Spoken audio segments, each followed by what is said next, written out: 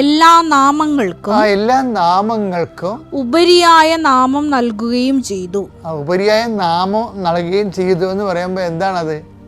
ഇപ്പം ക്രിസ്തുവിനെ സംബന്ധിച്ചിടത്തോളം പ്രശ്നം, ക്യാൻസർ, ജപ്തി, അപകടം, തകർച്ച, തോൽവി, ഇതെല്ലാം ഒരു നാമമല്ലേ? ഈ നാമങ്ങളെക്കാളെല്ലാം ഉന്നതമായ നാമത്തിൻ്റെ പേരെന്താണ്?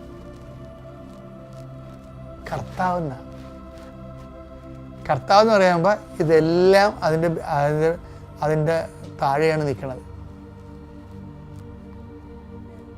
ഒരു വിഷയം ഉണ്ടായാൽ കർത്തനാമത്തിലുള്ള വിശ്വാസവും സ്നേഹവും കൊണ്ട് നമ്മൾക്ക് ക്രിസ്തുവിൻ്റെ പേരിൻ്റെ ഒരു നാമം, ക്രിസ്തു എന്ന് പറഞ്ഞൊരു പേരില്ലേ, ആ പേര്, ആ നാമത്തിന് ഒരു അനുഭവമുണ്ട്. ആ ക്രിസ്തു എന്നുള്ളൊരു പേരല്ലേ കർത്താവ്. എല്ലാ ഉന്നതമായ നാമം ആരാണ്? ക്രിസ്തുവിൻ്റെ നാമം. ക്രിസ്തു എന്നുള്ളത് എന്താണ്? ഒരു പേരല്ലേ? ആ പേരിന് എൻ്റെ അർത്ഥതലങ്ങളിൽ ഒരു അനുഭവമുണ്ട്. എന്താണത്? അഭിഷേകം, അഭിഷിക്തൻ എന്നാണ്. ക്രിസ്തു എന്ന് വെച്ച് കഴിഞ്ഞാൽ അഭിഷിക്തൻ എന്ന അർത്ഥമുണ്ട്, മിശിക. അപ്പോൾ അതിൻ്റെ അർത്ഥം എന്താണ്?